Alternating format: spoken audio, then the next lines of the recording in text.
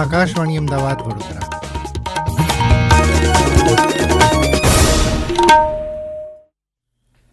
પ્રાદેશિક સમાચાર જયેશ વેગડા વાંચે છે. સૌપ્રથમ મુખ્ય સમાચાર. લોકસભા ચૂંટણીના છઠ્ઠા તબક્કાનું મતદાન શરૂ. 7 રાજ્યો અને કેન્દ્ર શાસિત જમ્મુ કાશ્મીર સહિતની 58 બેઠકો માટે મતદાનનો આરંભ. અમદાવાદ સહિત રાજ્યભરમાં અગનવર્ષા. અમદાવાદનું તાપમાન 47 ડિગ્રી સેલ્સિયસને પાર, ગાંધીનગરમાં 46 ડિગ્રી સેલ્સિયસ. રેડ એલર્ટ અને ઓરેન્જ એલર્ટના પગલે હીટ સ્ટ્રોકના વધતા જતા કેસોને ધ્યાનમાં રાખીને અમદાવાદ સિવિલ હોસ્પિટલમાં હીટ વેવ વોર્ડ તૈયાર. રાજ્યના ખેડૂતોને ગુણવત્તાયુક્ત બિયારણ અને ખાતર મળી રહે તે માટે સરકાર દ્વારા 2 દિવસની રાજ્યવ્યાપી ચકાસણી ઝુંબેશ. શંકાસ્પદ નમૂના પૃથ્થકરણ માટે મોકલાયા. અને વડોદરાના ધ્રુવ પટેલની સ્વિટ્ઝરલેન્ડ ખાતે યોજાનારી આંતરરાષ્ટ્રીય નોટવેલ વિશ્વ para athletics grand picks games માટે પસંદગી થઈ. સમાચાર વિગતવાર. લોકસભાની આજે યોજાનારી છઠ્ઠા તબક્કાની ચૂંટણીમાં 58 બેઠકો માટે મતદાન શરૂ થઈ ચૂક્યું છે, જે સાંજે 6 વાગ્યા સુધી ચાલશે. આજે ઉત્તરપ્રદેશની 14, હરિયાણાની 10, બિહાર અને બંગાળની 8, દિલ્હીની 7, ઓડિશાની 6, ઝારખંડની 4 અને જમ્મુ કાશ્મીરની લોકસભાની 1 બેઠક માટે મતદાન થઈ રહ્યું છે. આજની ચૂંટણીમાં ભાજપના ધર્મેન્દ્ર પ્રધાન, મેનકા ગાંધી, મનહરલાલ ખટ્ટર અને બાંસુરી સ્વરાજ તેમજ કોંગ્રેસના દીપેન્દરસિંહ હુંડા, કુમારી શૈલજા, રાજ બબ્બર અને કનૈયા કુમાર, સમાજવાદી પક્ષના ધર્મેન્દ્ર યાદવ અને પીડીપીના મહેબૂબા મુફ્તી જેવા અગ્રણીઓનું રાજકીય ભાવિ ઈવીએમમાં કેદ થશે. કેન્દ્રીય ચૂંટણી પંચે છઠ્ઠા તબક્કાની ચૂંટણી સરળતાથી યોજી શકાય તે માટે મતદાન મથકોએ પીવાનું પાણી, રેમ્પ, વ્યાપક તૈયારીઓ તેમજ સલામતીની વ્યવસ્થા કરી છે. અમદાવાદના આકાશમાંથી ગઈકાલે આગનગોળા વરસ્યા હોય તેવી ગરમીનો અહેસાસ થયો હતો. હવામાન વિભાગે જાહેર કરેલા છેલ્લા 24 કલાકના આંકડા અનુસાર અમદાવાદનું તાપમાન 47 ડિગ્રી સેલ્સિયસ નોંધાયું હતું, જે સામાન્ય કરતાં 5 ડિગ્રી સેલ્સિયસ વધુ નોંધાયું હતું. જ્યારે ગાંધીનગરમાં 46, વડોદરા અને ડીસામાં 45 ડિગ્રી સેલ્સિયસ તાપમાન રહ્યું હતું.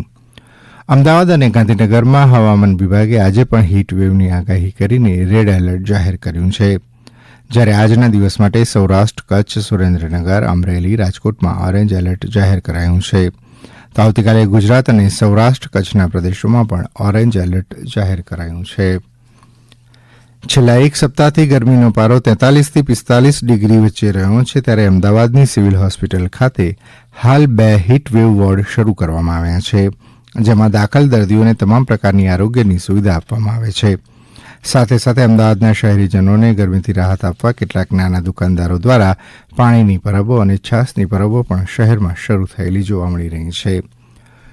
અમદાવાદ સિવિલ હોસ્પિટલના ડોક્ટર રજનીશ પટેલે જણાવ્યું કે આ ઉનાળાની આકરી ગરમીમાં લોકોએ બપોરે 12 થી 4 દરમિયાન બહાર નીકળવાનું ટાળવું જોઈએ.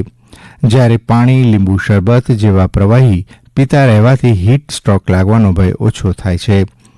અમદાવાદ સિવિલ હોસ્પિટલ કેમ્પસમાં જુદી જુદી જગ્યાએ પાણીની પરબો પણ શરૂ કરવામાં આવી છે. ટ્રોમા સેન્ટરની આસપાસ પણ પાણીની પરબ શરૂ કરવામાં આવી છે. આકાશમાંથી જાણે અગનગોળા વરસી રહ્યા હોય તેવો અનુભવ અમદાવાદના નાગરિકો કરી રહ્યા છે. ગરમીનો સૌથી વધુ ભોગ અમદાવાદના શ્રમિકો બની રહ્યા છે. ત્યારે અમદાવાદ મ્યુનિસિપલ કોર્પોરેશનના CNCD વિભાગ દ્વારા શ્રમિકોને લૂથી બચાવવા માટે ORSના પેકેટનું વિતરણ વિના મૂલ્યે કરવામાં આવી રહ્યું છે. હજુ પણ જ્યારે 4 દિવસ આકરી ગરમી પડવાની છે ત્યારે કોર્પોરેશન દ્વારા ગરમીથી બચવા માટે ORSના પેકેટ અને પેમ્પલેટનું વિતરણ પણ કરવામાં આવી રહ્યું છે. પત્રિકાનું વિતરણ કરીને લોકોને લૂના લક્ષણોને બચવાના ઉપાયો અંગેની માહિતી પણ આપવામાં આવી રહી છે.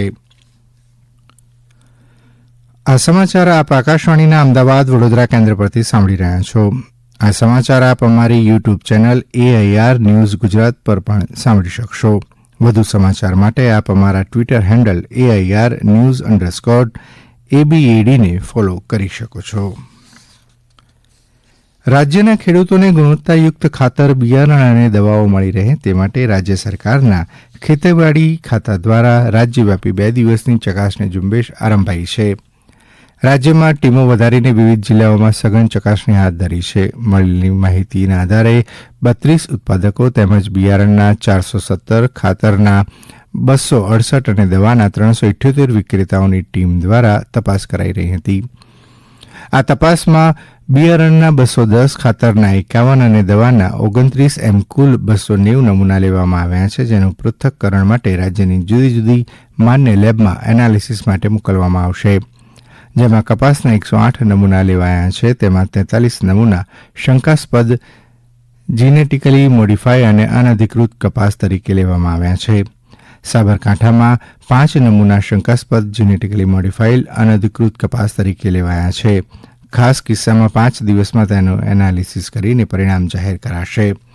આ સઘન ચકાસણી ઝુંબેશના પ્રથમ દિવસે જ 1.68 કરોડ રૂપિયાનો જથ્થો અટકાવવામાં આવ્યો છે, જેમાં બિયારણ, ખાતરનો 82 મેટ્રિક ટન અને દવાનો 600 કિલોગ્રામ લીટર જથ્થો સમાવેશ થાય છે. તપાસ ટીમને જોવા મળેલી માહિતી મુજબ અલગ અલગ ખામીઓ ધ્યાનમાં લેતા 234 જેટલી નોટિસ પણ આપવામાં આવી છે. વલસાડનો મુખ્ય પાક તરીકે કેરીને ગણવામાં આવે છે, ત્યારે આ વર્ષે ભારે ગરમી અને વાતાવરણમાં પલટાને લઈને કેરીના પાકને 80 થી 90% પાક નિષ્ફળ ગયો છે. કેરીનો પાક નિષ્ફળ જતાં કેરીના વેપારીઓની મુશ્કેલીમાં વધારો થયો છે. વેપારીઓનું કહેવું છે કે વલસાડની કેરીની સમગ્ર દેશમાં માંગ હોય છે, એમાંય વલસાડની હાફૂસ તો દેશ વિદેશમાં પ્રખ્યાત છે. ત્યારે આ વર્ષે કેરીના પાક નિષ્ફળ જતાં માર્કેટમાં કેરી મોડી આવી રહી છે અને દર વર્ષમાં હિસાબે 70% કરતાં વધુ કેરીઓ ઓછી આવી રહી છે. ખેડૂતોને છાંટેલી દવાનું વળતર પણ મળ્યું નહીં, જેને લઈ વલસાડ જિલ્લા ખેડૂત સમાજના પ્રમુખ, મહામંત્રી સહિત આગેવાનોએ ગત મહિને મુખ્યમંત્રીને પત્ર લખી ખેતીવાડી અધિકારીઓ મારફતે સર્વે કરાવી અસરગ્રસ્ત ખેડૂતોને સરકારી મદદ આપવા માટે રજૂઆત પણ કરી હતી. વઘઈ તાલુકાના ઉમરાખાડી નજીકના જંગલમાં અચાનક દવ ફાટી નીકળતા નાસભાગ મચી ગઈ હતી. વન વિભાગના અધિકારીઓ દવ ઉપર કાબૂ મેળવવા માટે દોડી ગયા હતા. ડાંગ જિલ્લાના જંગલ વિસ્તાર વધુ હોવાથી અવારનવાર દવ લાગવાની ઘટના બને છે. વઘઈ રેન્જના RFOD કે રબારીની ટીમે દવ ઉપર કાબૂ મેળવવા માટે ભારે જહેમત ઉઠાવી હતી. કાળઝાળ ગરમી અને પવનને કારણે આગ વધુ વિકરાળ બની હતી. છોટાઉદેપુરના દેવળિયા ખાતે ગઈકાલે બપોરે થયેલા એક અકસ્માતમાં બાઇક સવાર એકનું મોત નીપજ્યું છે, જ્યારે અન્ય એક ગંભીર રીતે ઇજાગ્રસ્ત થતાં સારવાર અર્થે હોસ્પિટલ ખસેડવામાં આવ્યો છે. છોટાઉદેપુર જિલ્લાના અમારા પ્રતિનિધિ જણાવે છે કે જિલ્લાના કનલવા ગામના વતની પિતા પુત્ર બાઇક પર જઈ રહ્યા હતા, ત્યારે પૂર ઝડપે આવી રહેલા ડમ્પરે તેમને અડફેટે લેતા આ બંને બાઇક પરથી ફંગોળાઈ ગયા હતા. ત્યારે માથામાં ગંભીર ઈજા થતાં પુત્રનું ઘટના સ્થળે જ મોત નીપજ્યું હતું, જ્યારે પિતાને ગંભીર ઈજા થતાં સારવાર માટે હોસ્પિટલ દાખલ કરવામાં આવ્યા છે. પોલીસે ગુનો નોંધી આગળની કાર્યવાહી હાથ ધરી છે. વડોદરાના ધ્રુવ પટેલની સ્વિટ્ઝરલેન્ડ ખાતે યોજાનારી આંતરરાષ્ટ્રીય નોટવિલ વિશ્વ para athletics grand picks games માટે પસંદગી થઈ છે. વડોદરા જિલ્લાના અમારા પ્રતિનિધિ જણાવે છે કે જિલ્લાના 23 વર્ષીય ધ્રુવ પટેલ 400 મીટર દોડનો રમતવીર છે, જે પેરા એથ્લેટિક્સ 400 મીટર દોડની T46 કેટેગરીમાં રમે છે. અત્યાર સુધી ઘણી રાષ્ટ્રીય રમતોમાં ભાગ લઈ ચૂકેલા ધ્રુવ પટેલની આ પ્રથમ આંતરરાષ્ટ્રીય સ્પર્ધા છે. માત્ર 4 વર્ષની ઉંમરે રસ્તો ઓળંગવા જતાં થયેલા અકસ્માતમાં તેના જમણા હાથ ઉપરથી ટ્રકના પૈડા પસાર થઈ ગયા હતા, જેથી તેનો હાથ કામ કરતો બંધ થઈ ગયો હતો. ત્યારબાદ અથાગ મહેનત થકી ધ્રુવ પેરા એથ્લેટિક્સ સ્પર્ધામાં પોતાનું ઉત્તમ પ્રદર્શન કરી રહ્યો છે. ઉલ્લેખનીય છે કે આંતરરાષ્ટ્રીય નોટવિલ વિશ્વ para athletics grand picks games આગામી 2 જૂનથી 10મી જૂન સુધી સ્વિટ્ઝરલેન્ડ ખાતે યોજાઈ રહી છે.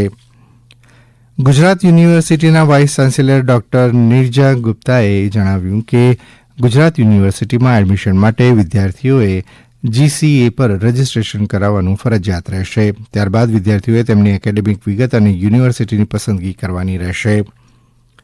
અંતમાં મુખ્ય સમાચાર ફરી એકવાર. લોકસભા ચૂંટણીનું 6ઠ્ઠા તબક્કાનું મતદાન શરૂ. 7 રાજ્યો અને કેન્દ્રશાસિત જમ્મુ કાશ્મીર સહિતની 58 બેઠકો માટે મતદાનનો આરંભ. અમદાવાદ સહિત રાજ્યભરમાં આગન વર્ષા. અમદાવાદનું તાપમાન 47 ડિગ્રી સેલ્સિયસને પાર તો ગાંધીનગરમાં 46 ડિગ્રી સેલ્સિયસ. અને રેડ એલર્ટ અને ઓરેન્જ એલર્ટના પગલે હીટસ્ટ્રોકના વધતા જતા કેસોને ધ્યાનમાં રાખીને અમદાવાદ સિવિલ હોસ્પિટલમાં હીટ વેવ વોર્ડ તૈયાર. આકાશવાણી અમદાવાદ વડોદરા કેન્દ્ર પરથી પ્રાદેશિક સમાચાર પૂરા થયા.